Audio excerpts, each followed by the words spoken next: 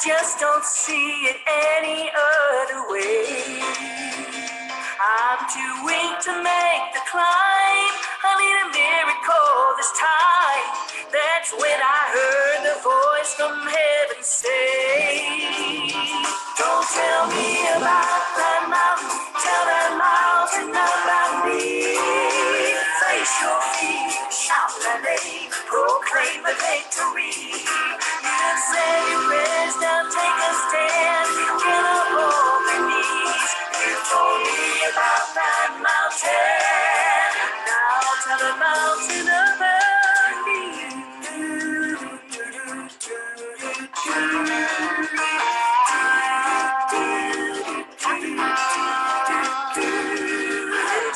Good afternoon. We are back. My name is Donna Feazell, and I'm your host of Afternoon Drive Home on IC In Christ Radio. We're your source for news and entertainment. You can also find us on television because IC also stands for I Can See You on television. So you can find us a number of different ways. You can find us on Abundant TV, and they're found on Roku, Apple TV, and Amazon Fire. So we're just all over the place now. And I thought it was rather interesting. We've had AP Stedham is going to be on the show tomorrow. And so he is a sportscaster and talk show host out of LA. Lower Alabama. Oh, Lower Alabama. There we go. But now he's known all over the country, all over the world.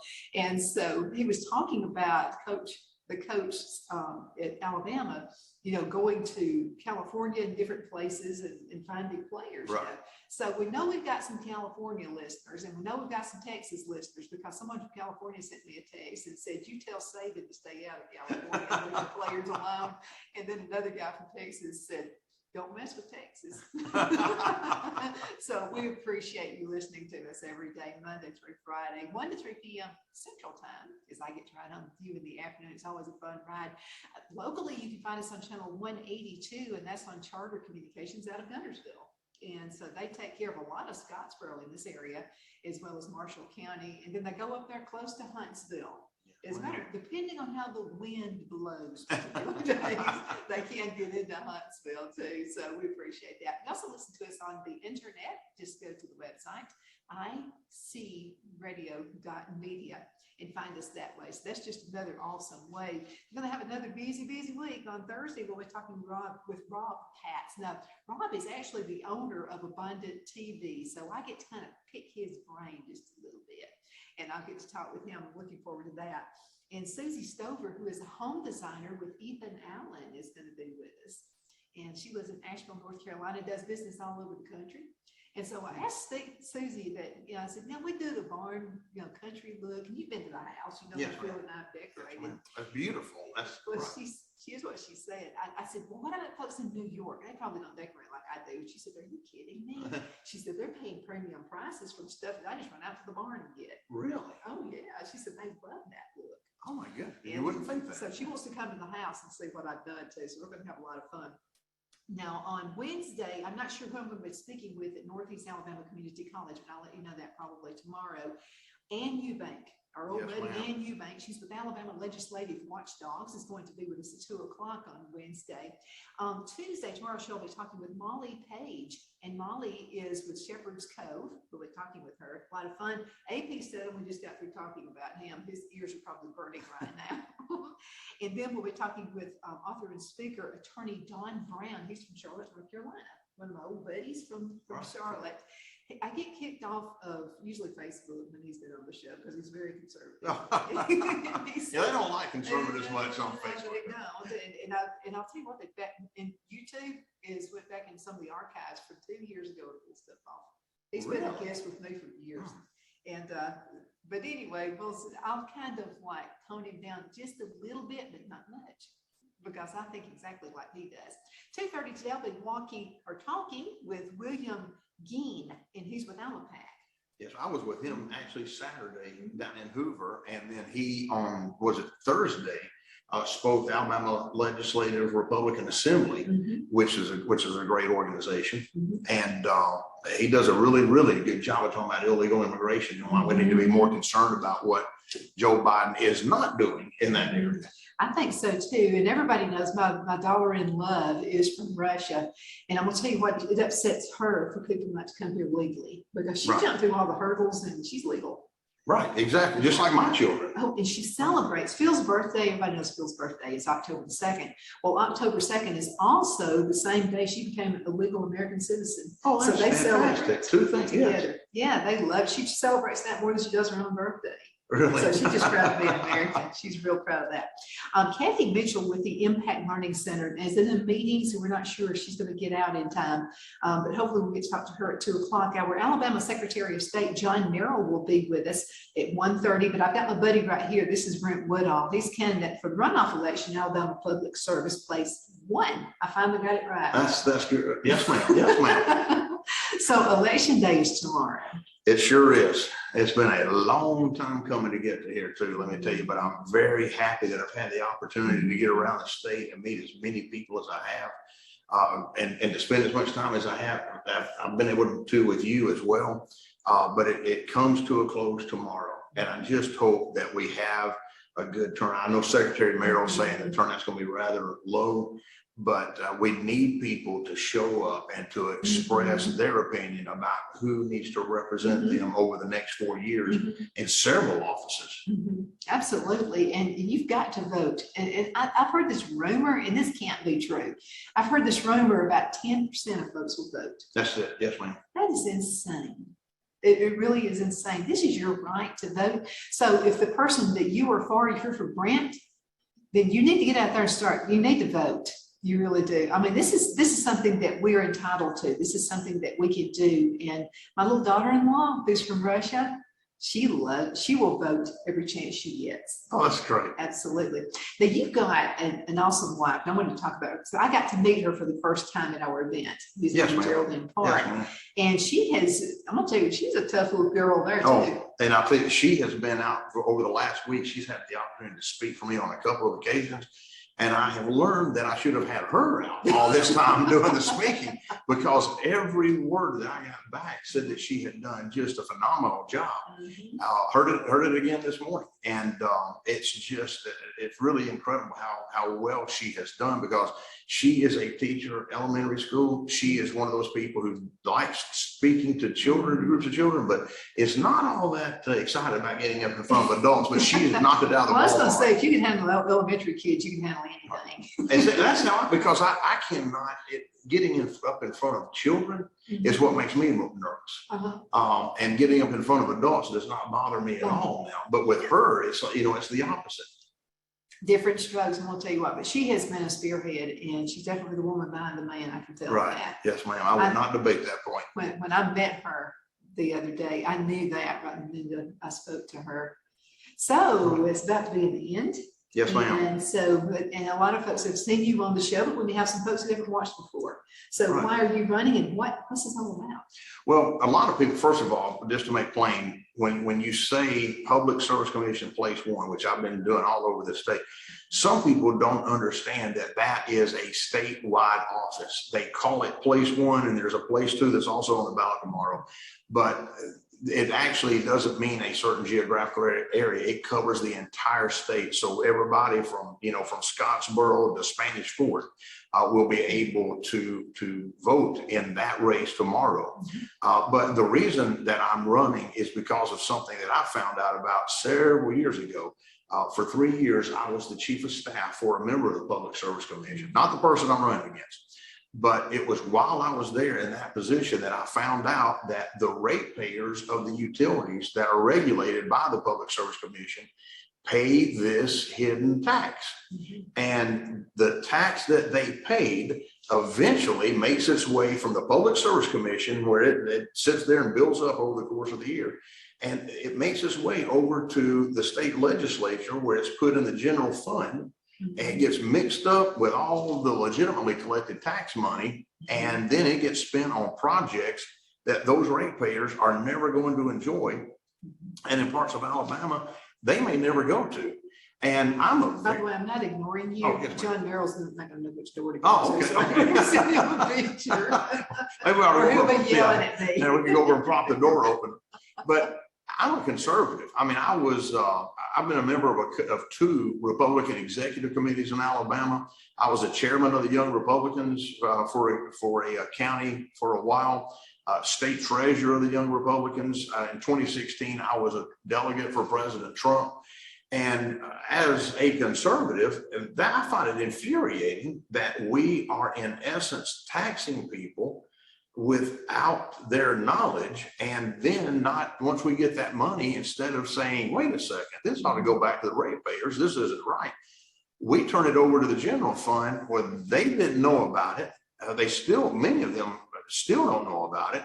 And then it gets spent on these projects that do not benefit them and in places they may never visit in Alabama. And so I decided that somebody needs to do something about that. Nobody at the Public Service Commission was doing it. My opponent, believe it or not, I find it still incredible. He did not know about it until he heard me talk about it, and then ignored it until the last, 3 or 4 days. And then he started simply saying, we don't tax anybody. We don't tax anybody. The legislature does it. And Saturday, I had the opportunity to follow him.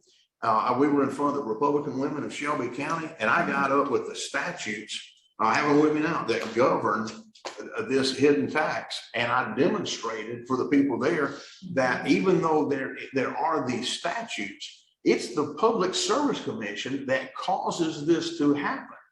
And again, the first time he heard me talk about it, when Double Springs, back at their Ronald Reagan dinner, I was the last speaker. He placed himself next to the door that I was going out.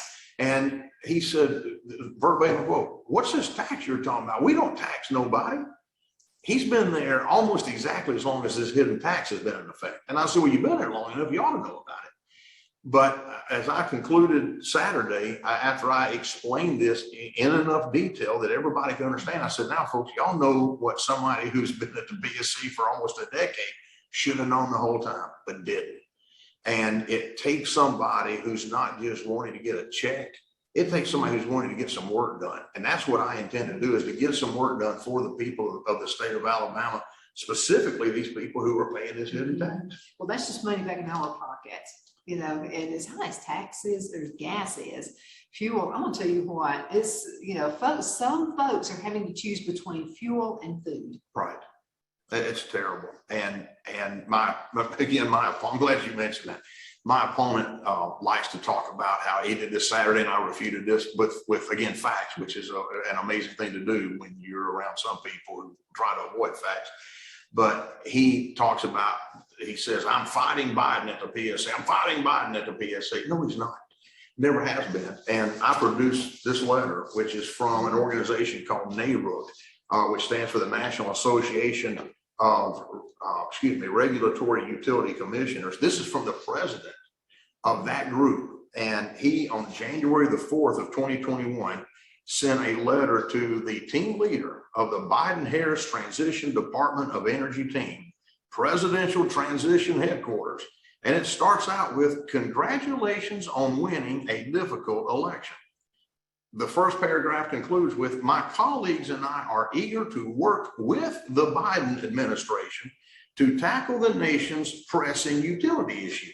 And it concludes with the sentence, NARUC looks forward to working with you, the transition team, and the new administration. And where he says colleagues, he was kind enough to include an appendix that showed who he considers to be his colleagues. My opponent's name is listed as a member of the board of directors. He's still a member of the board of directors. He's there trying to help Biden, assist them in whatever way they can, excited about it, and then gets up and says, folks, I'm fighting Biden. If you think that is fighting Biden, I'd hate to know what you call waving the white flag, because this is offering to reload your enemy's weapons and have them aim it at, your fellow soldiers and take you out. That is not fighting. That is acquiescing. That is surrendering. We don't need somebody who will say one thing and do the other thing. We need somebody who's going to fight for the people of this state, who can identify problems and then get something done about it. He was not too happy when I finished reading that letter and explaining the statutes. Probably not. So what do you do on this job?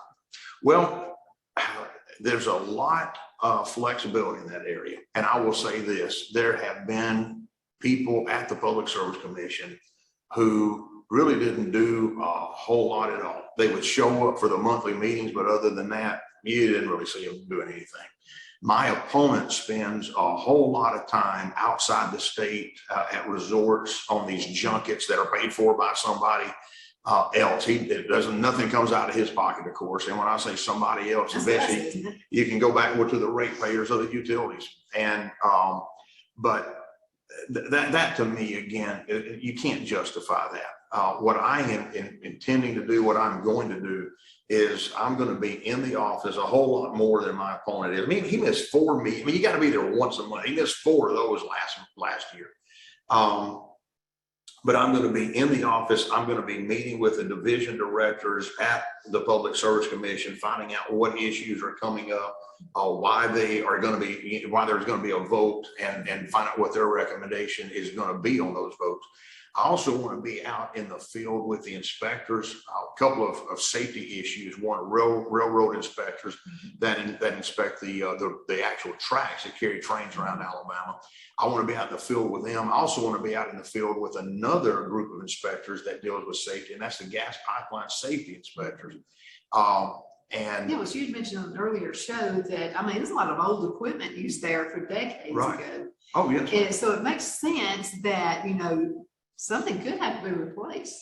Right. You know, when I was there, that was the actual division for the gas pipeline safety was created. And it was amazing learning about how decades ago, when they had to use something to get the gas from one place to another. And so the thought was cast iron. It's great. It's going to last forever. But of course it doesn't, you know.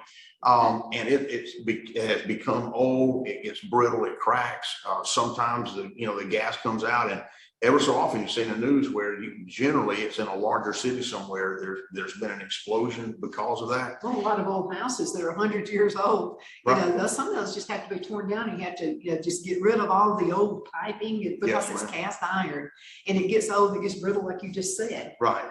But those inspectors are out in the field finding out where the really bad problems are, and then making sure that they're being replaced with some newer material that will last a while. But while I was there as chief of staff, I assigned the executive assistant in our office the task of writing a monthly column to let people know what was going on. And one of those columns that we did, I had to research it, but there is a city in Europe that still has in the ground a ton of unexploded bombs from World War II. Oh, and we did an analogy about the threat in the ground there. It's not Evanston, is it? Oh no, man. Oh no, it was in Europe actually. Oh, okay. But it was. Because we worried about that for us. We used to live there. It's like. I think they got all that out of there. I hope they did. Yeah, I hope so. But it's somewhere in Europe. But we talk about the unseen threat that exists there and the unseen threat that exists here. But I mentioned that article. That's the third thing I want to do is to stay in touch with the people of Alabama, to get out, to come see Donna Feazell as often as she'll have me. But get out and talk to groups, I want to get a column out there on a monthly basis, but just let people know what is going on at the Public Service Commission, how it affects their lives. Because I mean, people, you don't even think about cab service, but the Public Service Commission, if a cab company is going to operate just inside the city limits of Scottsboro, the PSC has no oversight of that. But if that company says we're going to operate in Scottsboro, but we will also go to Fort Payne, then because they're going from one city to the next, the PSC gets involved. Well, see, because of the threat of terrorism, I've often wondered about that. You know, underground, the train system, the whole thing. You have to wonder if anyone's inspecting that. You know, because anybody could just plan anything. Right. And then we're destroyed. Oh, yes, ma'am. I mean, and with the people who Biden is allowing to just flood across the country or across the border on the southern border, you don't know who they are. You don't know what their intentions are. You don't know what their capabilities are. It's terrifying. Well, I have to question some of that because I've seen film. I mean, nothing that came from a conservative or anything like that. This is like real stuff. Even the liberal news media will put it on, and you'll see people walking across, look like they're dressed pretty good. Right. Not like our immigrants were when they were probably Right. skinny and looked like they, the clothes, were dirty and torn and ragged. And a lot of times it'll be just men coming in. And I wonder about that. Where are the wives? Where are the Right. Where are the kids? children? Right. Yeah. But we don't know because, I mean, Mhm. our federal government is not doing its job of protecting this country and its citizens, and that is terrifying. And you mentioned your daughter-in-law. You know, both of my children are legal immigrants to this country. Nobody that I've never met anybody who's opposed to legal immigration. It is illegal immigration, but now with the catastrophic scenes that we see coming from the southern border, it's not just that we need to make sure, that we're handling immigration correctly. There's an unknown threat to our nation, and that ought to terrify everybody. It should. And if you have a problem being a legal citizen, I mean, I'd be concerned about you. Right. Well, then you should want to be legal. What are your intentions? And I'm going to tell you, over the years, we've already had a problem with some people who were here illegally. When I was a federal prosecutor for about 4.5 years, and I had a case one time where this man was an illegal overstay. He came into the country on, I don't remember if it was a work visa or a student visa, but he stuck around long after his visa had expired. This man had been arrested multiple times. Nobody had ever detained him. He ended up in Montgomery, and the ICE agents were at the Montgomery jail where the federal prisoners were held. And they had brought somebody in, and this guy, for whatever reason, decided he would engage them in conversation. Dumb idea. But he asked them something about, what they were doing or who they were. And they said, "Hey, what's your status?" And he gave them his name. They got in the vehicle, went back to their office, pulled him up, found out he had been here 10 years. I think it was 8 years, 10 years too long. Went back and got a warrant, had him arrested. We thankfully convicted him, and he should have been deported shortly after his release. As far as I'm concerned, they could have just sent him right on back, because that's what he would rather have been in jail than to have been returned to his country. That says something. Right. That says something, really, if you'd rather be in jail or prison. Absolutely. Brent, we've got about 3 minutes left in this segment. Time flies. Oh, it doesn't. We're having fun. So what would you like to tell the folks before we leave, other than vote? Well, go ahead and mention that again. Yes, ma'am. You got to vote. You have to vote. And I know Secretary Merrill's going to emphasize that, but get out, vote tomorrow. But folks, before you do, think about who you want to represent you. I mean, in my race, Public Service Commission Place 1, there's a situation where you have an incumbent who has been in office for almost 10 years. He did not understand the import of the votes that he did cast when he was there to cast them. He didn't care to look into it. He didn't care to investigate it. I was there for roughly 3 years. I found out about the hidden tax. I've identified a problem. I have a solution to solving that problem. I need your vote, though, before I can do it. So if you agree with me that we ought to get rid of the hidden tax at the Public Service Commission, you vote Brent Woodall tomorrow for Public Service Commission Place 1. It'll only take you just a very short period of time. And it's your honor. I mean, you should really feel honored to get to vote. Yes, ma'am. When we say I get to host you guys on Afternoon Drive Home, it's because I want to. I feel honored because you're listening. And so when you get to vote, that's an honor. Right. Yeah, that a lot of countries don't have. It's a gift from God. It sure is. My daughter-in-law from Russia, I want to say she kisses the ground practically every day here in America. Right. She loves it. And so it's a sacred thing for her to get to vote. And even though they vote a different time than we do, when they have runoff elections and whatever, but she's always in line, ready to do it. And remember one thing, you're talking about your daughter-in-law. My daughter voted for the first time. She's from communist China. Talk about that just for a minute. We got about a couple of minutes. Okay, but my daughter, for the first time, was able to vote. She turned 18 in November. Yes, ma'am. But I had talked with her enough about what might happen when you're there, because sometimes things happen. And it was just one of those occasions that when she got there, she was told that her name was not on the voter roll. But she, at the age of 18, had enough about her, you know, enough smarts and gumption to say, I would like to vote a provisional ballot. And she voted a provisional ballot. She followed up and they verified that she had registered to vote. Somehow or another, her name just had not made it to the list. And so her vote for her day counted. And that's a great thing. So, and if you show up at the polls and they say, hey, we've got a glitch or whatever, just tell them you want to vote provisional. And then cast that vote for Brentwood on. We had a few of those in Geraldine. Yes, ma'am. Yeah, when I was working out there this past few weeks ago. Okay, folks, let's go ahead and get ready for the commercial break. We're going to be talking with Alabama Secretary of State John Merrill in just a few minutes. And Brent, thank you so much for coming on the show with me today. Thank you. It's always an honor. It always is. And we're going to have to go to the farm and do a little bit of fishing. There we go. There you go. Okay, folks, we're going to be right back in just a few minutes. Oh, John Merrill, there you go.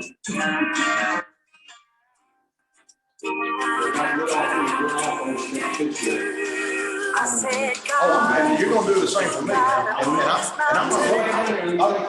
oh, okay, I'll come I right just up. don't see any other way. Oh, okay, that works. I'm Look, too you're not weak funky to on me. make the And I'm gonna stick around through this whole thing. miracle this time. That's when I heard the voice from heaven say, don't tell me about my mouth, tell that mountain about me. Place your feet, shout that name, proclaim the victory. And say your best, now take a stand, get up on your knees. You told me about that mountain, now tell the mountain about me.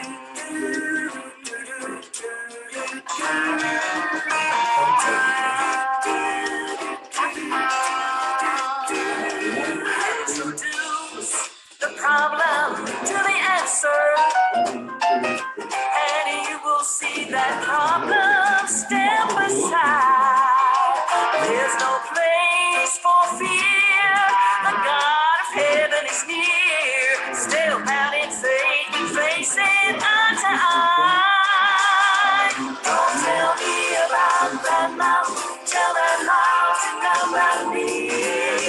Face your feet, shout that name, proclaim the victory. Say your best, now take a stand, get up on your knees. About that mountain,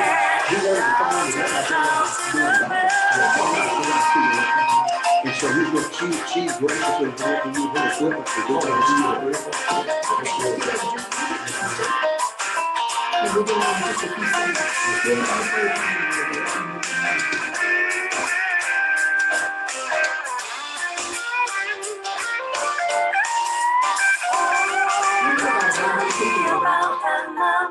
tell that mountain about me. Face your fear, shout the name, proclaim the victory. Don't tell me about that mountain, tell that mountain about me.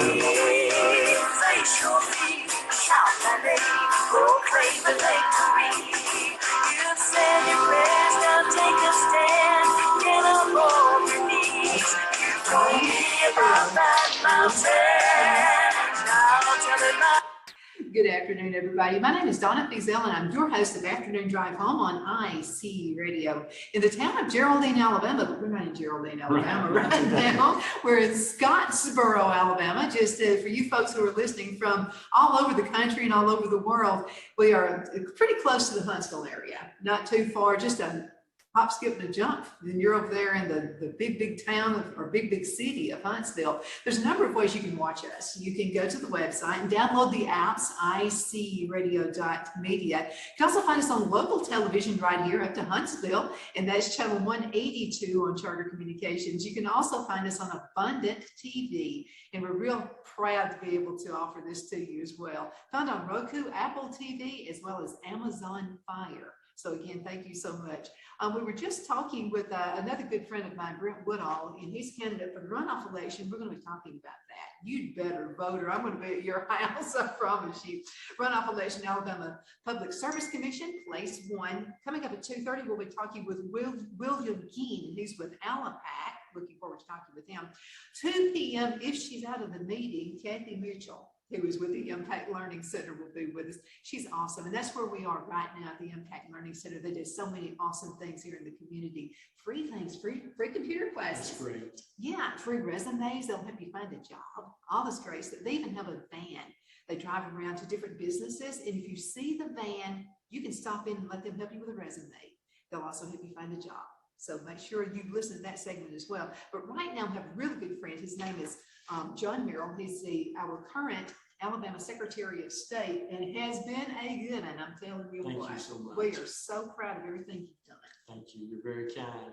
It's been a long run, and yet sometimes it seems like it just started a few days ago. But today is 7 years, 5 months, and 1 day that I've been in office. Mm-hmm. Absolutely. I remember meeting you, and but I wanted to get in contact with you. I knew you were running for Alabama Secretary of State, but I knew your uncle, Right. Merrill, Matthews, Right. and Allen. Right. So I called Mr. Merrill, and I said, do you know how to get in contact with John Merrill? And he said, that's my nephew.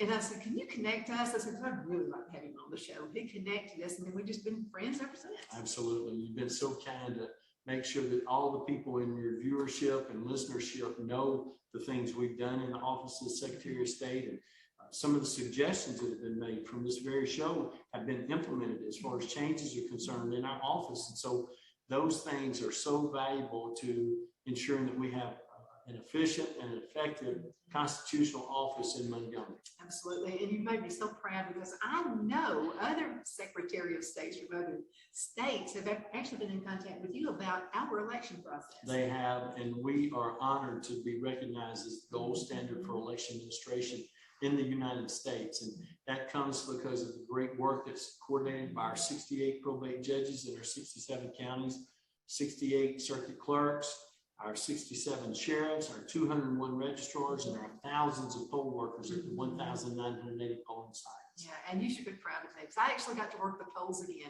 Now, this is a family thing. My grandmother always did decades and always went to Geraldine First Baptist Church.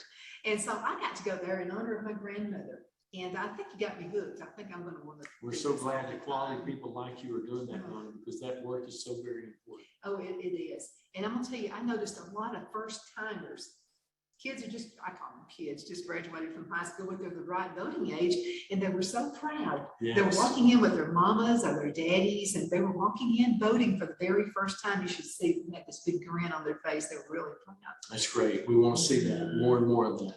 Well, we got to get some folks out to vote tomorrow. Yes, because our projections are that we're going to be about 10 to 15% of our registered voters participating.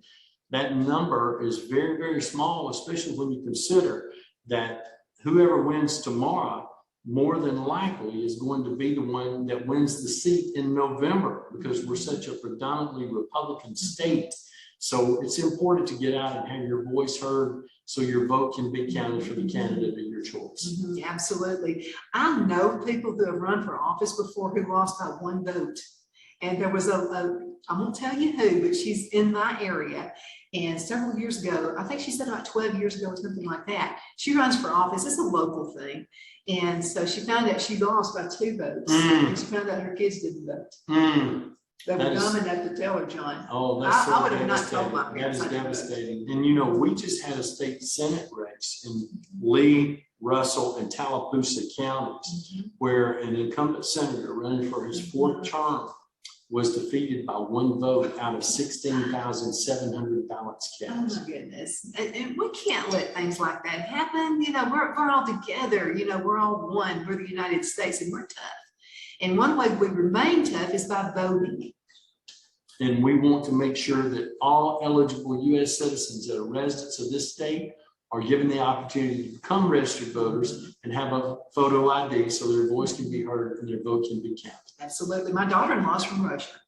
She was brought here when she was 9 years old. And I'm going to tell you, it's part of her life getting to vote. And that's why she always says, I get to vote today. That's right. Yeah, Raleigh, North That Carolina. makes us proud. Or she would have voted for you, I promise you. Thank you. But it's just, she says, you know, it's just kind of like a religious thing for me. I just feel like I have to. And I'm real proud of her for that. But you need to be raising your kids to do that as well. Absolutely. That's the American way. And that's what's so important about the success that we've experienced in our Democratic Republic. And what we continue to promote. Absolutely. So what would happen to the country if everybody didn't vote? I mean, what would happen to us? That's right. And then you get to the point where people are so comfortable with the way things are going, they just won't cast their ballot. And, you know, we've made a real strong effort, as you know, because you've helped us promote voter registration, photo ID through your program. But since January the 19th of 15, as of today, we registered 2,066,800 new voters, and now have a state record 3,648,029 registered voters in the state of Alabama. 96% of all eligible African Americans in our state are registered to vote, and 91% of all eligible whites, and 97% of all eligible Alabamians are registered to vote. Then there's no excuse. You got to vote. And it's really handy. It's always real handy location for you. You know, Absolutely. just up the road from where you live. Nobody has to drive more than 20 minutes from their home to their polling site anywhere in this state. Not even in Geraldine. It That's right. takes me less than a minute to get there. So, and I'm not speeding either for you cops who are out there listening to me. So we live real close to it. But this is your honor to do this for our country. And you've done so many successful things since you have been Alabama Secretary of State. What are you most proud of? Well, people ask me that all the time, but I think the main thing is that we've raised the level of understanding of this office in the public's mind to the point where they know the relevancy of this office. They know about the things that I just mentioned to you. They know that we're the gold standard for election administration in the United States. President Trump has singled us out as being the best state in the union for election administration. They know that we've improved the efficiencies in the business services area, and that we've reduced the total number of people working in the office from 49 employees to 36 team members, and that we have saved an inordinate amount of money. As a matter of fact, as of today, it's $3,113,119.95 cash money. So we take a lot of pride in those things, but the main thing is knowing that our team works for the people of the state of Alabama every day. I've had 3 conversations with people in our office today, even though it's a state holiday and our people are not working. They know that when we call, there's a reason. And so they're already on call 24/7, 365. Absolutely. Yeah, this is just really a turning point for you if you don't vote. And I keep pounding on it. I know I do. Every single day you hear this out of my mouth, don't you? Yeah, that you got to vote, okay? Because it's just so very important. Absolutely. Oh, wow. How should someone, if someone wants to work the polls? Well, if they want to work the polls, of course, it's too late to do it for tomorrow. But we would love to have you participate in November at the general election. And depending on what county you're in, if you're in Jackson County, then you want to contact Victor Manning, who's the probate judge here. If you're in Madison County, you want to contact Judge Frank Barger over in Huntsville. If you're in DeKalb County, we want you to contact our friend Ronnie Osborne there in Fort Payne. And that way you can go to them, let them know of your interest, and they'll find a place for you to serve. That's an exciting time as we begin that preparation in September for I the started November reading when general you election. mentioned Ronnie. Ronnie and I are really good buddies. And he is so much fun. During the training is not boring. So if you think, oh, I don't have to go to the trainings, you'll love it. You'll have a blast there. He's just a good guy. He's our motorcycle riding probate judge. And singer. And he's also an actor. Have you seen him act? Oh, he can do it all. Oh, He's my a Renaissance man. goodness. He most certainly is. Not boring. I promise you that right now. But yeah, going ahead and get trained for that as well. And we always need to be looking ahead to the next election anyway, right? And those people are compensated too. It needs to be known. It's not a volunteer work. Now, it's really volunteer pay, but it's not volunteer It's work. an You honor. are It's an compensated. honor. And it's a way to contribute back to society. Yeah. Pay your civic rent. You know, I've heard my grandparents talk about working the polls in Geraldine, and my mother did as well. And she said, you know, it was a long day, but it was worth it. And she would get really upset with family members who didn't vote because Geraldine's a small town. You know who votes and who doesn't. She'd be on the phone the next day. Why didn't you vote? So Just important trust to the get out there and to make sure you're interacting with your fellow citizens to select those people that are representing you in your municipality, in your county, in your region of the state, in our state as a whole, and our nation as the greatest republic in the history of the world. Alabama Secretary of State John Merrill was with us, and you've made us all proud. We all know that. But you've been a man, you've been in all the counties. I mean, I've never seen anyone come and visit. He comes to DeKalb County quite a bit. I was just there last Saturday, the most recent time, but I've been to 43 of the 67 counties since January the 1st of this year for 211 unique visits to those 43 counties. And if the Lord's willing, of course, we'll make them all again. This will be the 11th time and the 10th year in a row that we've been to all 67. Well, you're in where God lays his head at night, is what we say about North Alabama. That's right. But now the southern folks, the southern part of Alabama says the same thing. LA, well, and they have the beaches, but you know, the one thing about being up here in DeKalb and Jackson and Madison and Limestone, there are no better views anywhere in the United States than what you get right here when you're up on top of the mountain. No, not at all. We used to live in North Carolina, and North Carolina kind of reminds me of Alabama, where you got the mountains on one side and then the beach on the other side. But I'm gonna tell you, we got it going on here. We do, and their mountains are not as pretty, and their beaches are certainly not as pretty as the sugar white that we have in Orange Beach and Gulf Shores. Not at all. So what's next for John Merrill? Well, I don't know. You're kind of asked, Donna, but I just want to be where the Lord wants me to go to serve him in a way that brings honor and glory to him. And I'm not sure what that will be today. I want to be open to the options that may present themselves. We'll begin to look in earnest after the election's over tomorrow, and we have it certified next week, because we've been making sure that we've been given attention to making sure that our efforts continue to bring forth fruit in the area of elections, and that's what we want to do. And so when we get that past us before we get to November, we'd love to have everything in order by that time. Well, I'm not God or anything like that, but you know what I want you to do. So we won't talk about that right now. Thank you. But I hope he does. I'm doing this number right here. Someone else very important in your life and in my life is Cindy Merrill. Yes. And she's definitely the woman behind the man. Yes. And she couldn't be with us today. She's in Tuscaloosa. She had a dental visit that had been scheduled for 6 months, but we just got back from Washington last week and had a great trip and had the opportunity to see many historic monuments and actually go to a ball game while we were there and see the Nationals and the Braves play, and then went to the Capitol. I had several meetings while we were there, and then I attended a conference too. But that's one of our favorite places to go. Now, everybody who has met President Trump, Donald J. Trump, I always ask, what is he like? Is he anything like the news media says? Well, he's a little bit like the news media, and he's there's a persona that you see, of course, when he's on television. But one of the things that has been very interesting to me, and we've become friends over the last several months, is that he is so giving and so open and so generous with his time and with his resources. I mean, just giving gifts to people, spending time doing things that he doesn't have to do. And that means so much to me, because I'm a person that likes to give to others, and I'm a person that likes people to be happy and see them be successful. But when you see someone of his stature that takes that extra time to give that extra gift, to give that extra signature, to give that extra brief conversation that will always be remembered by the person with whom he engaged, it means a lot.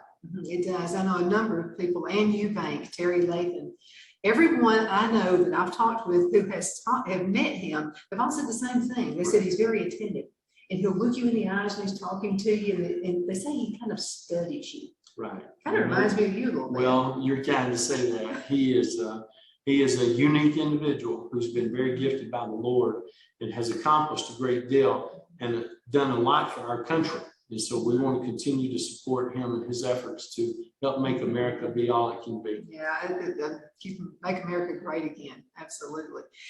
You've been involved in a number of activities we've run in this area. Bobby Ledbetter, Twin City Youth Yes. Park, that guy's something else too. Yes, he is. I'm gonna tell you, he's in your category of people that I really admire. And so, just picking up the phone call, because I know John has been busy, he and Cindy, and so, and you've said, no, you call me anytime Bobby is doing anything, giving away food, and let me know. And if I can, I want to attend. Yes, and you've been so kind to do that. I've been to all of them except one. And I can't remember what happened that day that I couldn't be there, but all over North Alabama, whether it's been in Jackson, if it's been in DeKalb, if it's been in Cherokee, Etowah, we have been all over Northeast Alabama giving food to families for Thanksgiving, for Christmas, just other times during the summer as well as the fall, and being able to do that and to bring joy to those families who are only able to receive it because they show up to get it. I mean, that's the key. You don't have to have any other special need in order to receive a gift like that. And for me to be able to promote the work of the Secretary of State through my involvement there and to show my support of Bobby and his great team, I hope it has meant as much to them as it has meant to me as we try to participate. I want to mention Miles Smith as well. He owns the Cattle Stampede Steakhouse. And I remember running out of food. And so Miles was sending his employees. Yes. We were in Scottsboro. Yes. We ran out. We were expecting maybe 800 people. About 1,200 people came that day. No doubt. And so he was running people, back and forth. And I had lunch at Miles' restaurant today. As I spoke to a group of women over there, I was excited to be able to visit there. And then last Saturday, I had breakfast at his restaurant over in Fort Payne. And then I told some ladies that I was visiting with earlier today that actually I had a full Jackson County day so far. Even though I ate breakfast in Tuscaloosa County, I ate granola that came from the Mennonite Farmers Market up in Section. Oh my goodness, can we talk about the Mennonites? Oh, it was so They are awesome. So Cindy and I had enjoyed a great visit there recently, and I was able to take some of that food and enjoy it this morning before I left to come down here to be with y'all. Oh, they're really awesome folks. My aunt, Elizabeth Burgess, you've probably seen her on some of the shows. She turned 100 years old last August. Wow. And she loves the Mennonites, and they will come and sing to her. Wow. But I'm gonna tell you what, this woman has a better mind than I do. She's 100 years old. And so she's been a special guest several times on the show. And I said, how do you remain this way? She's still very active, still lives in the house by herself and cleans her own house. And she said, I think because the memorized Bible verses is one of them. And she said, I think another one's because I like to do crossword puzzles. Oh, it keeps your mind active. Oh, it does. No doubt. Yeah. So, those folks are really awesome, and they love earth and they love natural. That's right. And I like that too. So we can learn a lot from them. I hope to get them on some of the shows. That would be If I great. can get them in front of the camera. That's right. That's right. Some of them are reluctant to do that because of their faith, but others that are interested, just like when you go to the farmer's market, there's no electricity there. So you better not go later on in the day or they'll be gone. But they take care of business. They do. Small businesses. No hand working cash register. They don't have any kind of electric cash register. They have cell no phones? Calculator. No. Oh, well, I couldn't be I've got to have the internet so I can talk to you. Absolutely. Small businesses like Miles Smith with the Cattle Stampede Steakhouse, they could have went out of business had they not been innovative. That's right.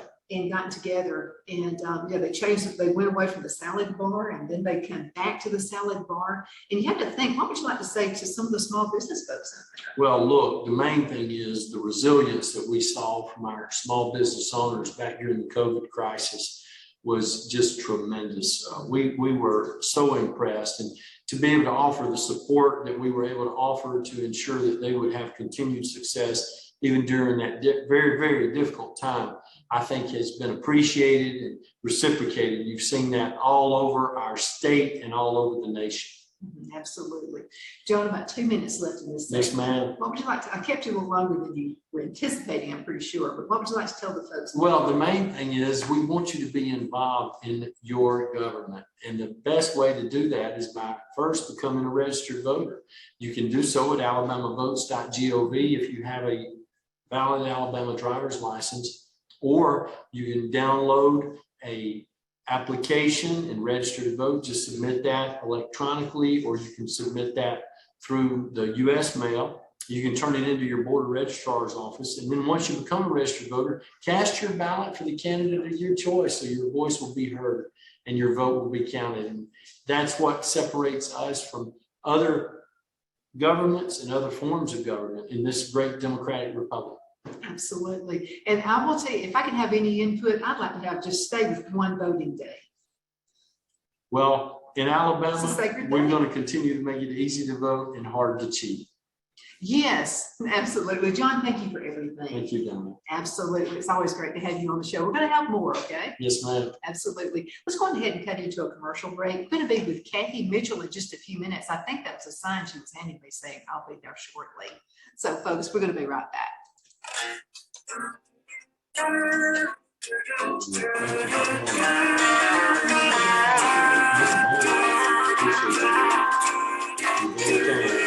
I said, God, you gotta move this mountain. I just don't see it any other way. I'm too weak to make the climb. I need a miracle this time. That's when I heard the voice from heaven say, don't tell me about that mountain, tell that mountain about me. Face your feet, shout that name, proclaim the victory. Say your prayers, now take a stand, get along with me. Told me about that mountain, now tell the mountain about me.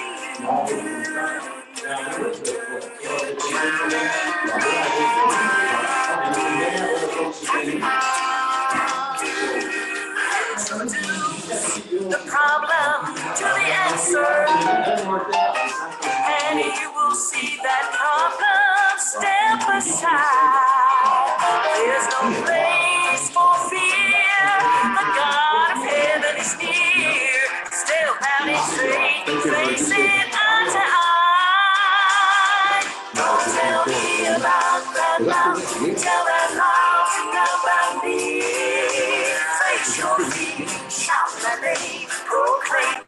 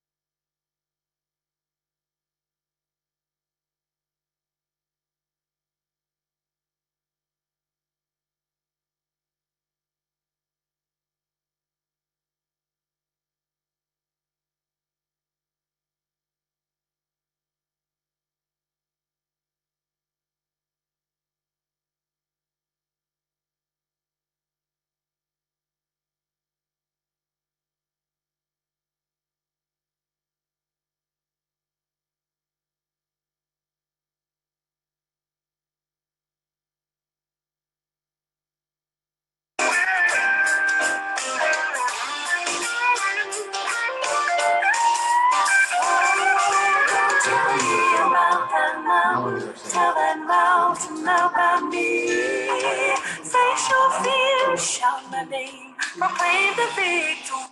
Good afternoon, everybody. My name is Donna Feazell, and I'm your host of Afternoon Drive Home on IC Radio in the town of Geraldine, Alabama. Actually, where we're from. You ever heard of Geraldine, Alabama? No, it's the first time here. Well, you're going to find out all about Geraldine today. Maybe after the show, we'll talk about Geraldine. But we are actually in Scottsboro right now at the Impact Learning Center, just off of John T. Reed Parkway. We're going to be talking with Kathy Mitchell about that in just a few minutes. The awesome things right here in the area. We were really happy to have John Merrill with us just a few minutes ago. He's our Alabama Secretary of State and friends with President Trump. And we've been actually called on by all 50 states for John Merrill with the way our election was done here in Alabama, the last election. But anyway, tomorrow's voting day. Get out and vote, or I'm gonna be on your doorstep knocking on the door. Want to know why? I mean, this is your right, okay? I've heard they're expecting only about 10% of folks to vote for this runoff election. That's a shame. And it is a shame, and I understand we want as many people to participate as possible, but at the same time, if you don't know the issues and you don't know the candidates, should you really be pushing buttons out there? Okay, you got a point. Yeah. Absolutely. So, and the good thing about runoffs and primaries is the low voter turnout allows a larger portion of people who truly care, and look into their candidates. And also, you know, a lot of times the night before, I did this in college, especially with tests, procrastinators are looking at their sample ballots with just a few hours to go. How many of us have looked up the school board nominees or something before we ran out the door? This girl, if it's dog catcher, I'm going to look for it. That's just the way it is. Brent Woodall was with us the first part of the hour too, and he is running also. And so make sure you look at his name on the ballot. Okay, I have put him through the grills, and I'm going to tell you what, I think he's a good guy. Absolutely. But right now we have just met you, and I'm very happy to meet you. Your name is William Geen. Yes. Is that right?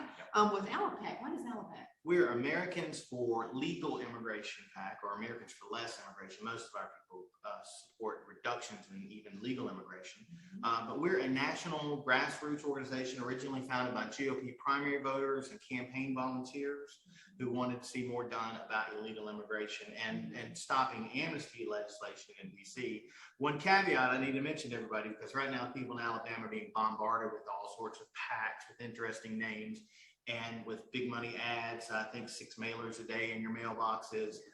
Katie Britt on TV 45 times a day. You know, we're not that PAC, okay? If you saw the mileage on my car, you would know that. We're a low budget grassroots information political action committee.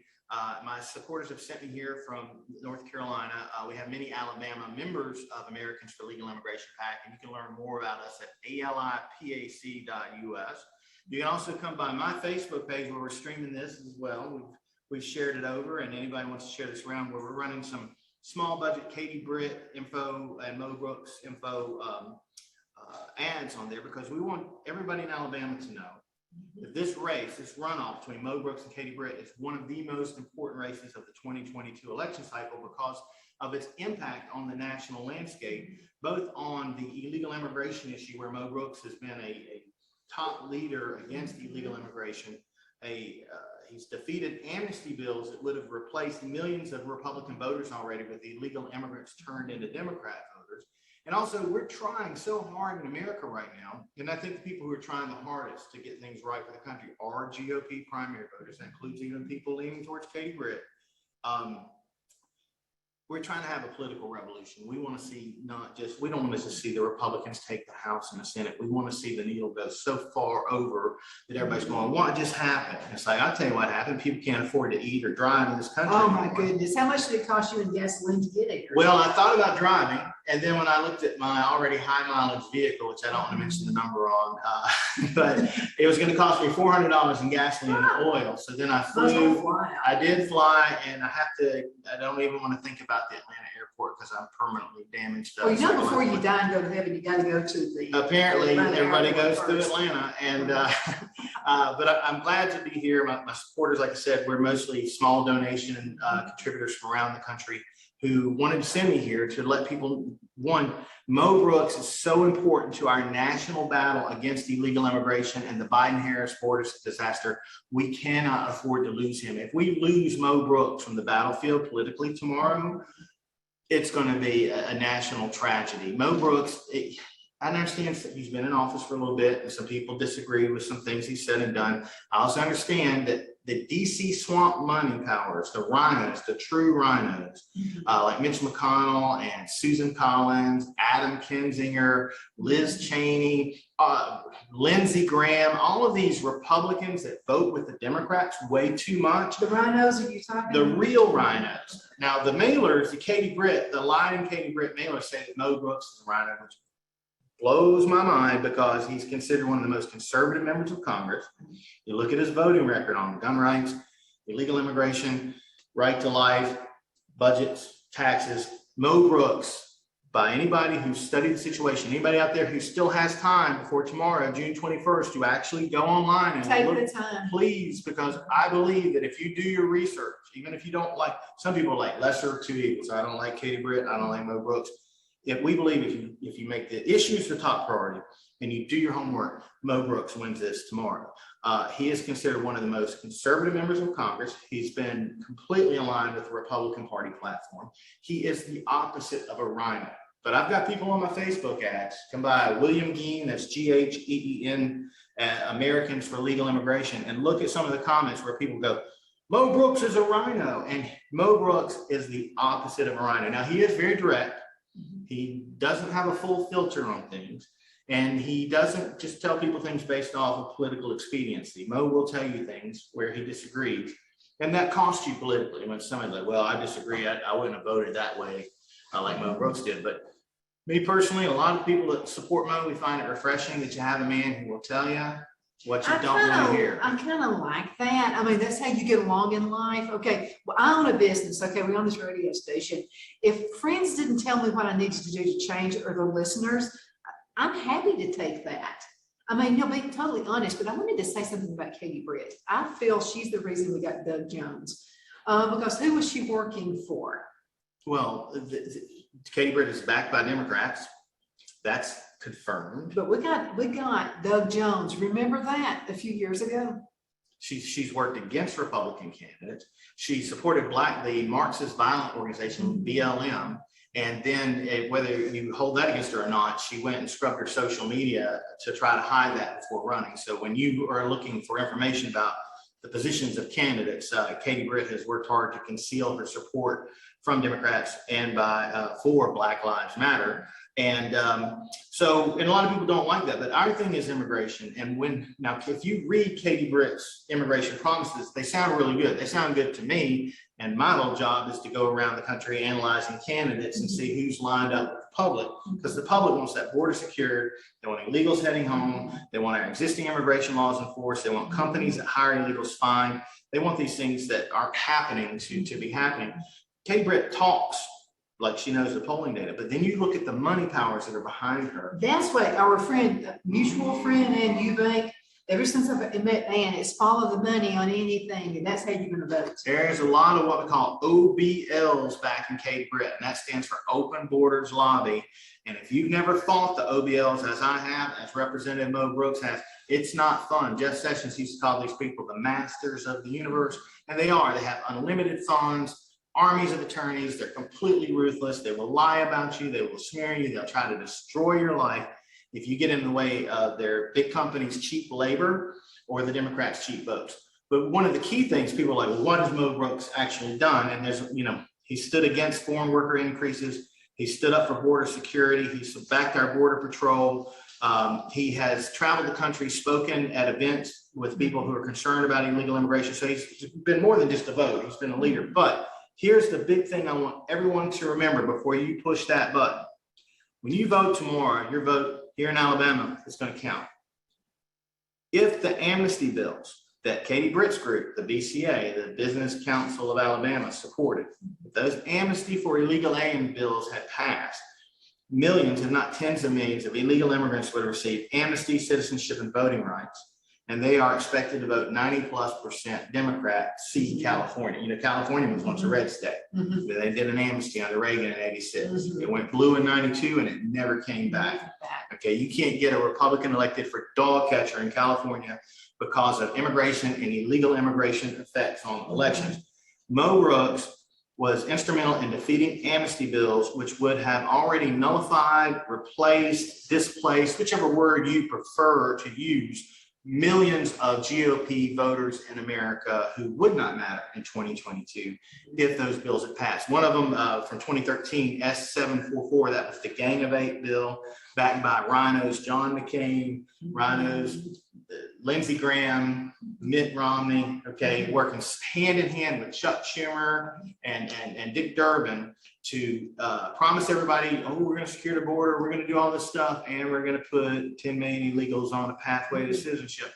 We would this whole conversation would be moot. It would be over, and any hope of reversing illegal immigration through the humane enforcement of our existing laws would be out the door. And so I want people to know Mo Brooks has been instrumental in preserving your right to vote. And so even if you've got a couple beefs with him, or you've seen all those billboards by Katie Britt and all the Mitch McConnell tens of millions of dollars to put her on TV every day, looking, you know, very well crafted image, you know, beautiful family. There's going to be a message sent to the DC swamp in the country in about 48 hours. And that message will either be, here comes Mo Brooks, notorious border hawk, take that, Mitch McConnell. Or it's going to be, here's a man who stood up for his constituents against the powerful OBLs, and they came into his home state of Alabama and were able to take him down. So, and that message will have an impact on races that are important to us in Texas, in Florida, my home state of North Carolina. You know, people are like, what's in North Carolina? And then come and telling Alabama how to vote. Hey, don't fuss. I lived in North Carolina. I'm not telling you how to vote. Charlotte. I'm asking you to consider what I'm saying, look into the actual records, because I do, again, if you make it issue-based, people are like, well, so-and-so endorsed Katie Britt, and so-and-so endorsed, Mo Brooks. What about that? And what about his vote on the Ukraine? If we make it about the issues, the fact that a lot of people out there watching this show are struggling to buy food and gasoline right now. Yeah, you gotta make a choice. Yeah, you guys, you may be doing pretty good in parts of Alabama here, but all across the country, violent and property crime in our cities are so far, they're higher than they've ever been. And we don't know how bad the situation is, because many places we cannot, we have empty law enforcement slots we can't fill because people don't want to do the job. The Biden-Harris border disaster is not only the largest number of illegal aliens entering the country right now, many of which who are coming to Alabama. The Biden administration is trying to channel those into swing states right now, like Florida and Pennsylvania and North Carolina, where they can get the biggest, because illegals are also voting in elections already. Should not be. They should not. It's a felony, but no one's checking. There's just a box, and you can check that I'm a U.S. citizen. No one I gotta checks say it. something here. I blame that on rhinos. Okay, I am not a Democrat, period. But I would rather be around a Democrat than a rhino, because at least you know where the stab's going to come from. Democrats are more honest about what they're doing too. They really are. They'll tell you, hey, I'm about to stamp you right. I want amnesty for illegal immigrants, and you know, a Republican dare not admit it, because they know that 80% of their constituents are like on that. Eric Cantor's admitted that he supported amnesty, and he was defeated by our candidate Dave Bratt, although Eric Cantor spent more on steakhouse meals for his volunteers than our candidate did altogether. So on those core issues, again, on immigration, Mo Brooks has been a national leader. He is important to the national effort to secure America's borders. Mo Brooks is important to the national energy we're trying to generate in 2022. If you come out of 2022 and you turn on your television the day after the election, it's like, oh, Republicans control the House and the Senate, and it's a bunch of DC swamp money beholden rhinos like Katie Britt, you're not going to see anything change. You're going to find the same thing going on with the economy, the wars, and immigration that the Democrats do. Because my problem is socialist Democrats and Republicans who vote with socialist Democrats. I'm the same way. Exactly. I'm glad we met. My daughter-in-law is actually from Russia, and she is an American citizen. And I'm going to tell you, she takes great pride in it. She was brought here when she was 9 years old. And so she celebrates October the 2nd as if it's her birthday. She's proud to be an American, and she's proud to vote. Well, and I love people from other countries. Well, our top supporters for ALPAC, many of them are Black, Hispanic, and legal immigrants. And the left constantly tries to mix illegal immigrants with legal immigrants, and our legal immigrants, of course, hate that, because a legal immigrant is a person who has respect for our laws and culture, has come here the right way, has passed the test, is proficient in English, has sworn an oath to the Constitution with their hand over their heart and a tear in their eye, and their family members taking pictures. An illegal immigrant, illegal alien, undocumented worker, whatever you want to call it, is somebody who paid the same drug smugglers who are killing our children with fentanyl $4,000 to $6,000 to sneak into the United States under cover of darkness, and that's called an invasion. Another thing about Mo Brooks is he calls this an invasion. So does Rep. Gosar and some others who are supporting Mo Brooks. A lot of people dare not to call it invasion. And the reason the word invasion is key is that in the United States Constitution, Article 4, Section 4, all states shall be protected from invasion, and that's not happening. So any state, Alabama, Texas, New Mexico, can invoke Article 4 to start turning this thing around. Texas, I think Arizona has done that. Texas is looking at doing that. So you can tell who is a rhino and who's not by who calls an invasion. I've never heard Katie Britt call this an invasion, but her talking points on immigration, they look like they're designed, but she doesn't tell you what she's going to do with the 20+ million illegal immigrants who are currently here, who under current law should return to their home countries. Mo Brooks has made it clear, no amnesty, stand with the existing immigration laws in the United States and do what we have to do. So that's why, you know, I'm here. Well, let's talk about the border for a few minutes, because a few years we were watching people cross the border. And of course, we want the wall. I'm assuming you would like to have the wall. I want the wall, but I want to point out that the wall, while sort of, I won't call it gimmicky, but everybody said, yeah, build the wall. The wall won't save us without comprehensive enforcement of all of our immigration laws. We have to find employers, make sure illegals don't get jobs, stop illegals from voting, stop illegals from getting welfare benefits, stop the current Biden administration policy of giving them free smartphones with smartphone accounts and airfare and bus tickets. You know, as soon as an illegal crosses the border, the red carpet is literally rolled out by the Democratic Party, the Catholic Charities, the OBLs, the Rhinos, Mark Zuckerberg of Facebook, George Soros, Carlos Slim, the Mexican tycoon who owns the New York Times. They're all like, come on in. And the reason I believe they're doing that, besides cheap workers and cheap votes, is they don't like the United States citizenry being in charge of things. They never have. And these groups they're bringing in are much more persuadable, governable, movable, rulable. You know, the American citizens, we're all. I'm afraid you'll take the freebies away. Well, we're American citizens. We're all armed and opinionated, you know, and we're supposed to be the ones that are running the show. And somebody else doesn't like that. And much like somebody who doesn't like the type of grass in their yard is going to overseed it, they're bringing in people from all around the world with views antithetical to the Constitution and the people here. This is I have a question about this. I would assume that Mitt Romney's home is surrounded by some kind of a wall. I know Nancy Pelosi's, you know, there's a wall around that fortress she lives in. So why do they have a wall around their fortress? Heaven has walls, a gate. Heaven has walls, a gate, and a very strict immigration policy. People online say, what would Jesus do about illegal immigrants? I said, well, heaven has walls, a gate, and a very strict immigration policy. And Jesus says, on earth as it is in heaven. It makes sense. Personal boundaries are important. Your home boundaries, your business. You can't leave your car or your business unlocked at night. Still expected. And national boundaries are that. And a lot of the illegal immigrants that are coming have no respect for any legal, national, or personal boundaries. And so we are, I mean, not only illegal immigrants or rapists, sex offenders, but we're getting quite a few of them that come through. And we're seeing, you know, if an illegal immigrant victimizes an American citizen, which happens a lot, thousands of Americans are being killed every year, and the regular press will not talk to you about this. One of the things we liked about Trump was he had the victims' families coming on stage.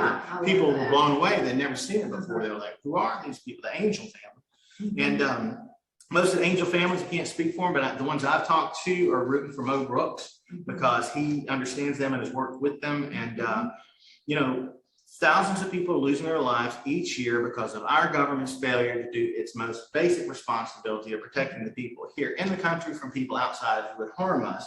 And for any evidence you wanted this, you know, how many robots call your phone each day? How many emails do you get from criminals all around the world trying to get in your pockets, get in your computer, get in your bank account, take it from you? If you don't lock it down, you don't hold what's yours. And America is ours. I mean, our families have paid the price of blood and treasure to preserve us and get us this far. And the open borders lobby, including many of the financial powers that we see flooding the state of Alabama with pro Katie Britt, anti-Mo Brooks propaganda right now are on the side that wants to make America into more like a state than a country. Okay, I gotta say that. My daughter-in-law is from Russia. You've heard me say that on the last 3 segments. She is from Russia, was brought here when she was 9 years old, is an American citizen. My son married into the best family. He has the best in-laws ever. And so she loves America. She loves to vote. She loves President Trump. She's all about borders. And I'm gonna tell you what, there are certain times my son does not take her to the grocery store. Right. Because she gets really, really upset because they work hard. They were paying double house payments, had their house paid off, with like just like 30% of the time that it should have been paid off. And they're just hard workers, and it really upsets her to the hilt for somebody not to be legal here. Well, yeah, and because it degrades the legal immigrant experience, and even the legal immigrants that support our organization, we named it Americans for Legal Immigration to show that we honor and respect that. But we want legal immigration levels reduced to more traditional, sustainable levels that don't hurt American workers. And some of us even want to time out until we get the border secured. Put the brakes on hard. So I know there's some polls out there that the Brit campaign and the Forestry Service have run, trying to say Katie Britt's running away with this. Oh, she's way down the football field from Mo Brooks or whatever. But if you look deeper in some of these polls, it's a pretty close race amongst those most likely to be paying attention, most likely to be turning out. Also, inside the Republican Party auxiliary, like Republican Women of Shelby and the talk radio circuit, the people who do pay attention, I'm seeing Mo Brooks in there. So I am too, because I've got boots on the ground. And the people who are gonna vote are the real patriots anyway. Well, I want people to, I believe this race at this point is a lot closer than the Brit people want people to believe. And one of the reasons she won't debate Mo Brooks is because her polling data is probably telling her, as long as you look pretty and smile with your family and we use our money to run your professional ads, you do good. But if people actually set you side by side with Mo Brooks, and it's not his looks, I mean, no offense to Mo, but he's a high mileage guy. We don't care what he looks like. He's not the vision thing. Katie Britt is. But if they compare Katie Britt and Mo Brooks side by side on the issues, on the actual record, Mo wins this race. So people, not only does your vote, but any vote that you can gather up. One good thing you have here in Alabama is same day voting.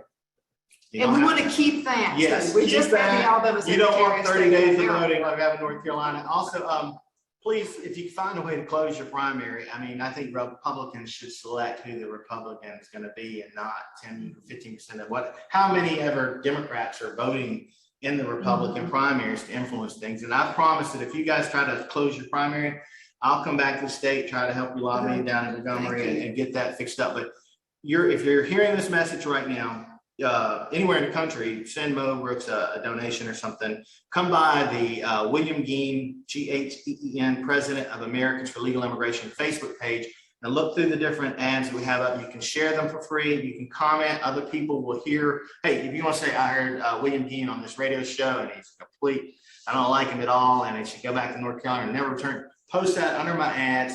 Other people will see it because we're sharing it around.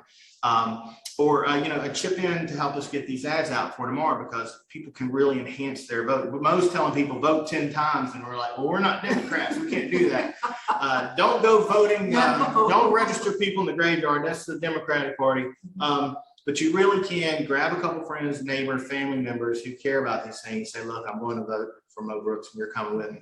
Put mama on the truck is what we call it in North Carolina. Coming up on election day, you got to get mama, put her on the back of the truck like the Clampets, and take her out. Take her on. I appreciate your consideration. I'm surprised at the way your election turned out, because you didn't, I'm sure. But the governor has to be one of the biggest leftists I've ever seen. Well, how can the lieutenant governor be such a patriot? I mean, how can that happen? Because this is how it is, okay? I know in Bama, this is the way it is. People are either going to vote straight ticket Republican or straight ticket Democrat. So how can you have two opposites in the same race? I think two things happened. Dan Forrest, our wonderful lieutenant governor, who I wish was our governor, when the pandemic hit and all that stuff, he tried to keep it, but it messed everything up. Businesses, campaigns, and as a younger challenger to an established like Roy Cooper, it hurt Dan the most. Also, Dan and them started going into, I graduated high school with Dan's wife, by the way. I'm not gonna say what year it was because I'm dating myself, but Whatever it is, younger than I am. long ago when MTV still played music and Oh, wow, back then. that far back. Wow, that's a long time. Dan Forrest went out and they didn't wear masks, and Cooper hit them for not wearing masks because the polling data probably said 60% want masks. But let me tell you about Roy Cooper. Our legislature passed a bill saying that if you got out of jury duty, claiming non-citizenship to get out of jury duty, that list was going to be sent over to the Board of Elections. And if you were registered or voting, you were going to have your registration flag. Roy Cooper vetoed that bill, which means he's protecting his illegal. He knows the illegals are voting. We got 500,000 illegals in North Carolina. You guys in Alabama, we're not sure. I think you're somewhere north of 200,000 to 300,000 illegals. I would say more. And what is the population now? I would say what? I don't even know. Well, Because we're considering all the illegals here too. And I love people from all countries. Like I love my daughter-in-law. I mean, she is awesome, but the right way. Yeah. Well, Mo Brooks, he understands we have 72 different documented examples of non-citizens, including illegal immigrants registering and voting in small and large numbers across the United States. But if you go to Google and search on that, you won't find this because that's being blocked from you by big tech tycoons like Zuckerberg and others that are trying to control the narrative. And Mo Brooks is familiar with that information. He knows what's going on with it. And, you know, if we can turn this around in 2022, if we do get this chance, because they were just trying to pass amnesty last year and the year before, and they keep coming at us, and we're a low budget, again, grassroots operation that has barely stopped this amnesty from reaching the president's desk and changing the country for the worse forevermore. Mo Brooks and some of the others, we have a very small chance here to turn things around through the elections process, through our existing immigration laws. But we asked everybody, you know, like, well, Alabama's not a border state. We think over 2 million illegals have been brought in. You're a border state now. You may not know it. Maybe you have to go to a certain, they usually channel the illegals into your blue Democrat high crime zone. So I'm just guessing. Don't throw anything ever wrong, but maybe in the city centers of Montgomery and Birmingham, wherever the city council and the newspaper and everybody's dominated by socialist Democrats, and they can get away with the most lawless behavior. Halfway between Birmingham and Atlanta, Yeah. I mean, I-20, that corridor, that kind of thing. They'll put the illegals in there first and then fan them out. Only 6% are actually working in agriculture now. We've found illegal immigrants working on jet aircraft, on nuclear power plants. A lot of college universities. It's scary. Yeah, it's pretty scary. So yeah, you got them in those. Yeah, that's pretty scary. 2 minutes before we go into commercial break and have our next guest, Kathy Mitchell. What would you like to say to the folks before you go? Please make issues a top priority more than endorsements or anything else. Please do your homework on both Katie Britt's sponsors as well as Mo Brooks' actual voting record in DC. I know a lot of people are throw the incumbents out kind of thing right now, but Mo Brooks has been a national treasure on these issues. Also, we do manage the world's largest archive of info on this topic, although we're heavily censored at alipac.us. That's ALIPAC.us. Our small budget ads where we can reach the most people is through our Facebook page at William Geen, President of Americans for Legal Immigration PAC, where that's GHEEN. GHEEN, like green with an H instead of an R, and you'll see this podcast. I guess it'll stay up here after we're done. It'll stay forever. Yeah, so we'll be sharing. Unless I get shut down. Well, all my best friends are in Facebook jail. So if you've been in Facebook jail, you're our kind of person. Please try to keep it, mellow on our page, but you're welcome at our page and help us beat the algorithm, break out of Mark Zuckerberg's electronic jail by liking, sharing, commenting, and give everything. Do your due diligence before you push those buttons tomorrow, and we think we'll do pretty well. Absolutely. Folks, let's go into a commercial break. We're going to be back shortly, and you hang around. Kathy Mitchell will be with us. She's with the Impact Learning Center. Man, they do so many great things around here. Those folks are really awesome. We'll be right back. Handbag spinner. I always forget something already. Anyway, I brought it. It's in my pocket.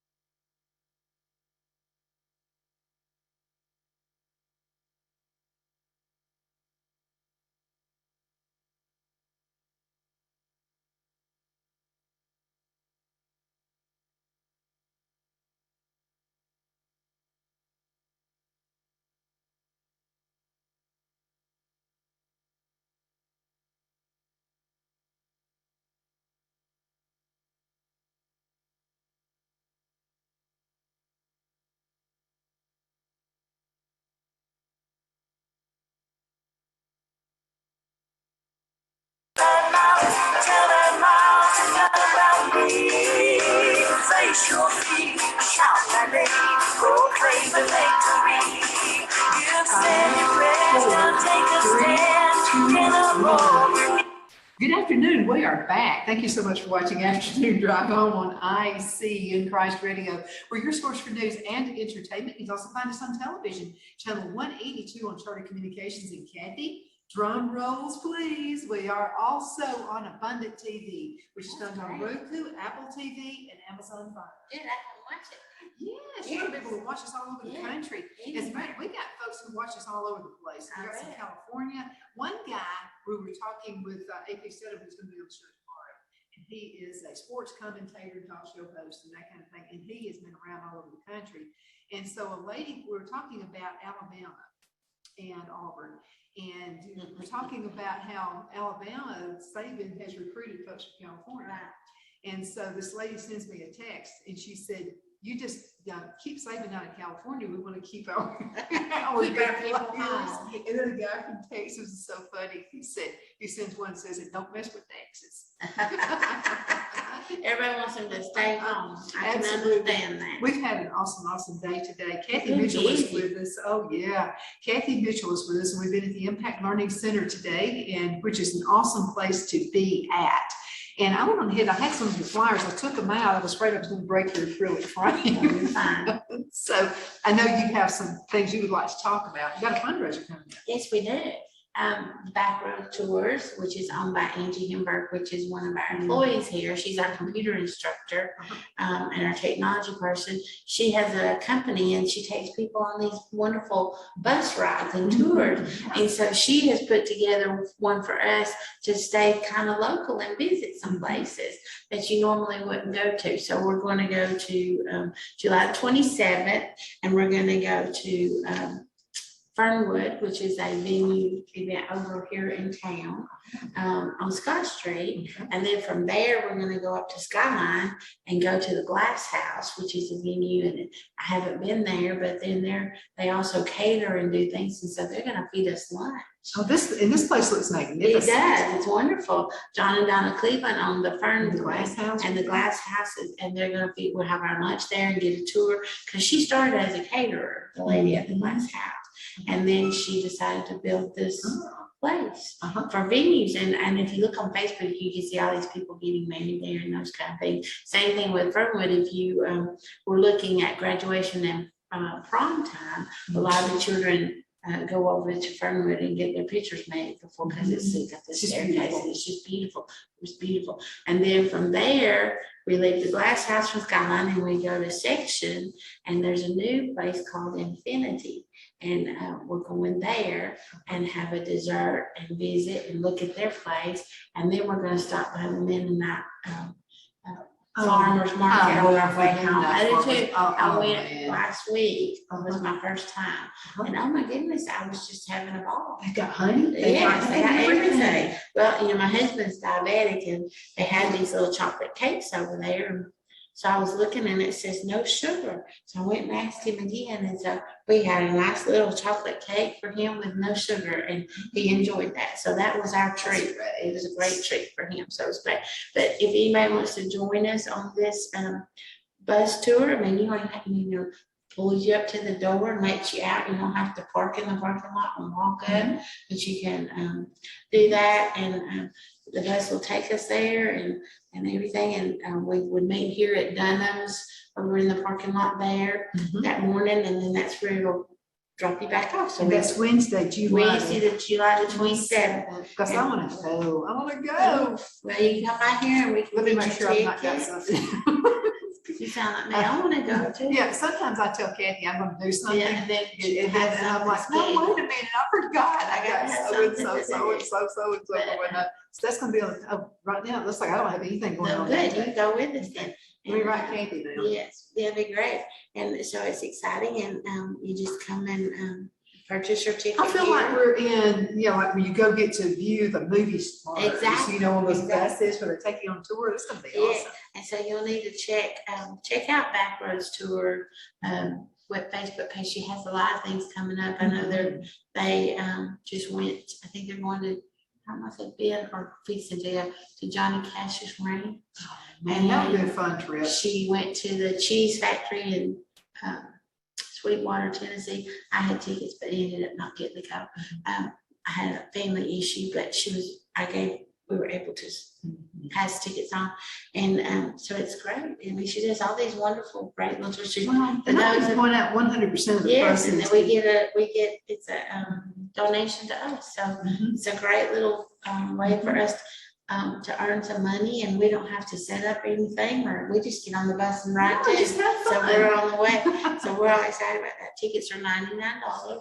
And so we're excited about that. So if anybody's interested, they can call us and we can get that set up for you, or just drop by here at Impact and we'll be glad to sell you a ticket. Well, you need to hurry up and get the tickets because Yes. this is limited. It's 56 passenger Right, charter right. bus. So I think last time I checked with her yesterday, I think we may have had 30 tickets left. So that's going right. quickly, which is a good thing, But we hope y'all will join us because it's a lot of fun. So what you been up to? Oh, just got the expanding our horizons here. And so we're really proud about that. It just, and Rob, by the way, who owns the TV station, is going to be on the show on Thursday. Oh, So, good. yeah, he's a really neat guy. Yeah, Yeah. that'll be fun. We know we had a job fair last week. We missed you at the last Mother minute. thought she had I COVID. know, that's what they told Well, me. then We she missed did. you. Well, that's okay, but we missed you. But it was. I had to warm. quarantine It because was we didn't warm. know. It was a little warm. It's Uh-huh. like it's warm around here now. You know, I don't know why that is.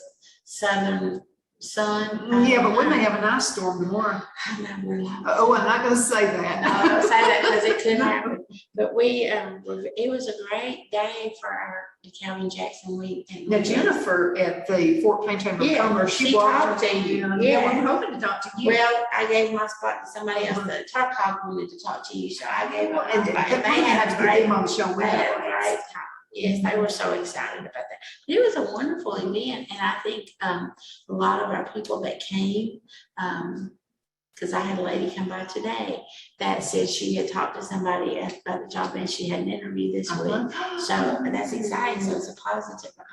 Well, thank you for what you do to make that happen too, because, and we were talking about the Impact Learning Center all throughout that interview, and that was on last Thursday. And the things you guys do, and I was talking to John Merrill, our Alabama Secretary of State, he already knew about you. Right. And so he was talking about how awesome it is that you can help people with resumes. Exactly. You know, people, because Anything. a lot of folks don't know how to write a resume, and you think, well, you got to be in upper management, but everybody has to have one. Exactly. Most of our companies now are requiring a resume, and they would like for it to be electronic as well. So if you come here, we will help write and build it for you if you don't have one. And then we'll turn around and give you a little jump drive so you'll have it electronically to take with you everywhere you want to go. So you can, install and put it wherever you need to be. If you're looking on Indeed or the Career Center or wherever, you have that little jump drive to have it. Let's And talk it's about easy your to van, because this van is awesome. And this is like, if you're just driving around, you never to see that van out there. So we can start, right? Exactly. Well, and with COVID, we didn't get to go many places, but we started going back. We were at the career fair, at the job fair at Northeast, but it has 8 computers on it. It has a TV, so we could teach a class, or you could, if Angie was here teaching a class, we could go somewhere else and be part of it through Zoom like that. And we do that, and we provide internet services for folks who don't have it, and we can print things if they need it. So it's great. It was a grant that we received, and we're excited about it. So it's kind of busy all the time. Yeah, I know. I mean, so many things. Oh, and by the way, everybody needs to brush up on the computer every day, Exactly, right? exactly. And you're in here in I our know, little this is room, amazing. and well, it's going away because we've got a new computer. I mean, everything in here will be wireless once we get it all set up. So we're moving things out. So if anybody needs a computer, a desk, or whatever, come by. We'll see if we can work something out. You might be interested in taking it home. And we So you're have gonna some- have computers for sale? yeah, we have some with the towers, and they're not new computers by any means, but they are workable and do have the software on them and that kind of thing. So Well, if Angie's anybody- been doing the upkeep on them, so Yes, I'm pretty sure it's they're. great. It's great. So if anybody needs anything or interested, please come by and visit with us. And so we're working on that, and then we're gonna paint and strip the floor, and then we'll be ready to put everything in. So we've got it all hid in the building, so nobody knows we're on this. If you open the door or something, I'll call on you around here. We've got computers and chairs and deck, a whole new thing. The last time we had this updated, of course, when we moved here, it was over 10 years ago. So I guess that would be when it was updated, but we haven't updated it since before we moved here. So we're really excited about this. And it'll be named after our first director, which was Ann Kinnemer, who passed away in October. But she always said we're going to take the bring the world to our doors, and with the internet and computers. And so that's what we're going to do. It's going to be her lab and named after her. But we're all excited about it. We're really excited about that too. Internet and computers. Yeah. I mean, like, look at what we're doing right now. We're talking to the masses. We're talking to a lot of folks. Yes. One of the things we, back in the day, a long time ago, I was a part-time and called and said, you come work. So I worked part-time. That was a 50-hour week, I would work part-time and help her. And she had gotten a grant from the Appalachian Regional Commission, and we were installing video conferencing at all the schools in the county and city. So we had 37 units, and we had Zoom before there was such a thing. That was the beginning of Zoom. We would do all kinds of things with the students, and we had folks that were teaching in Jacksonville would come to Impact, and they would work on their masters at night. And so we had video conferencing. So we try to be the leaders of new things coming along. So that's what we're trying to do with this. We want our lab to be all wireless and easy to maneuver, and then we can teach. Angie will start teaching classes. Once we get it set up, we'll have Microsoft classes. And she's been at a conference last week. She went to the Alabama Educational Technology Conference in Mobile, which is that we attend every year when we can. And so she went this year, so I'm excited to see what she brings back that we're going to be able to. Oh, that's great. We're going to have to have her on the show to talk about yes. But there was she sent us a few things along the way, things she learned that were free and things that we can teach. And so we're excited about that. We're working to look toward hopefully getting QuickBooks software and getting a class to do that, because we have so many companies who call and I'm stuck and I need they need to know a little bit about it, and they're stuck. I mean, they might have been doing it a different way, and I know enough to be dangerous with QuickBooks. But we're need to work about that and try to find us somebody that can put that into play. I mean, we're just looking at a lot of things. People need to tell us what it is they're looking for. We have a company that's called 2 weeks ago, and want Angie to come and teach them Excel, because they're going to a full Excel new system of certain things, and everybody needs to know how to use it. So we're willing to do what we can to help. And so because the company can call you, you can take the van. We can take the van there, or they can come here. Or, some companies have computers. It's amazing. There's a few that have rooms that have computers in it, but not many yet. And but we're here to help folks with their job search. If they're looking for a position, we're willing to help find their, help them with their resume, practice their interview skills if they need to, get them where they're comfortable going for that interview and walking in that door, because walking in the door is the first step. And we're here to help and provide any service, and we don't charge anybody anything. That's the thing. Most of our clients are here, and we don't charge anybody anything for using the facility. I have to charge you for printing sometimes, depending on what you do, but that's just to keep us where we can keep redoing that for folks. So, and that would keep me from having to buy a printer. Well, exactly. And we, but we try to help as best we can. And if folks are looking for positions, and we try to match them up, especially sometimes we have companies call and they have a list of folks that we're looking for somebody who can do this, or we need somebody to fill in for the next 6 months. Might turn into a full-time job, but it might not. Oh, that's time to get out there and really show you stuff. Exactly. And it was funny to me at the job fair Thursday. It was an interesting list of listening to folks talk. Everybody's changing their concept of when do you want me to work?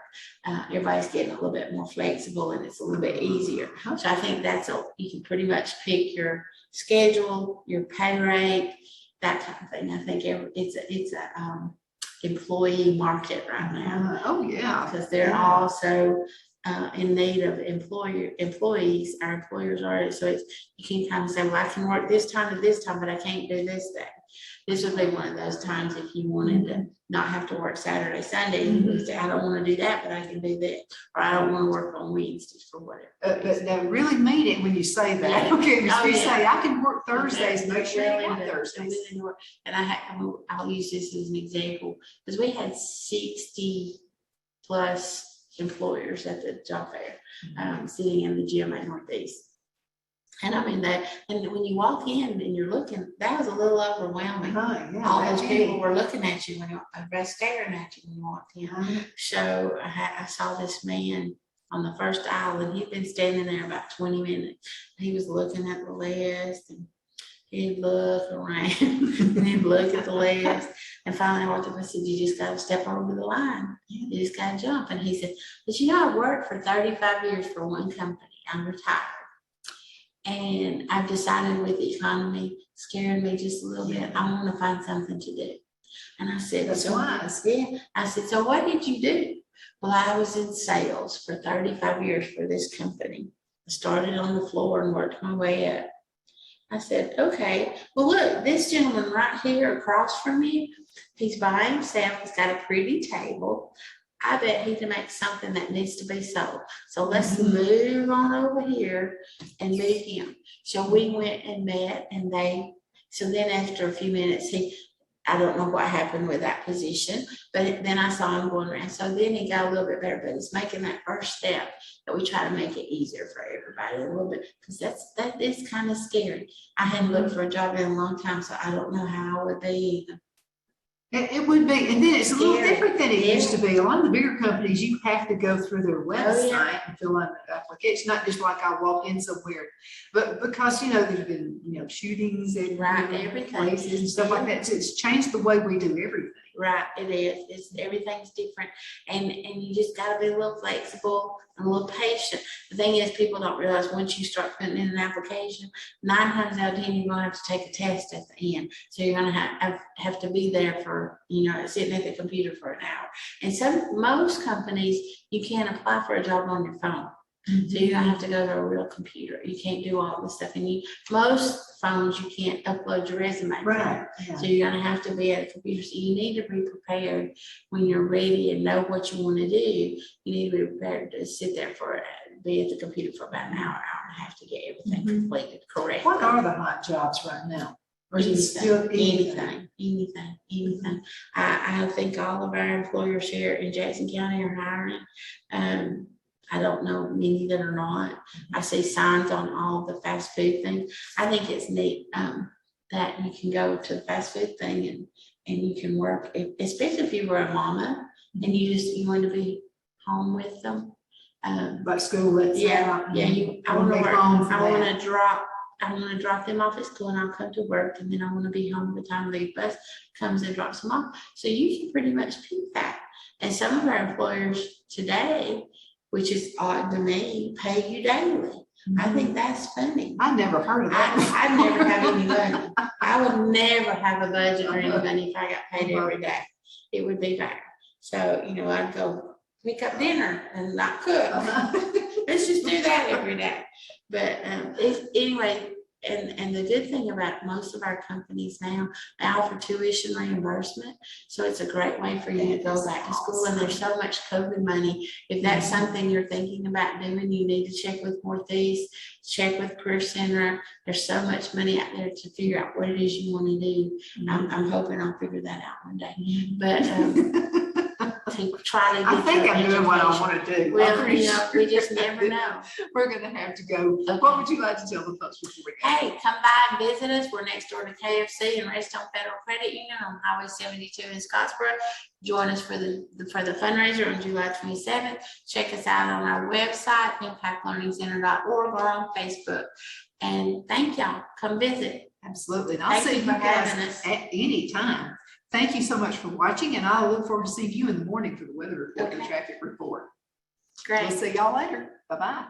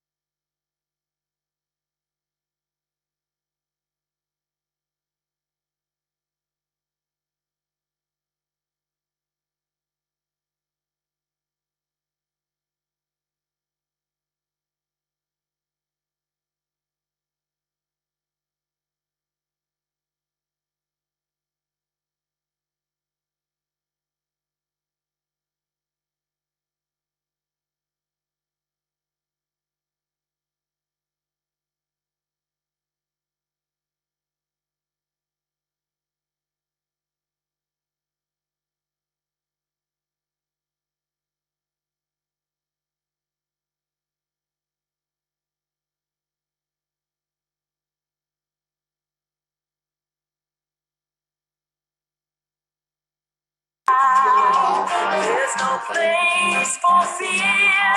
The God of heaven is near.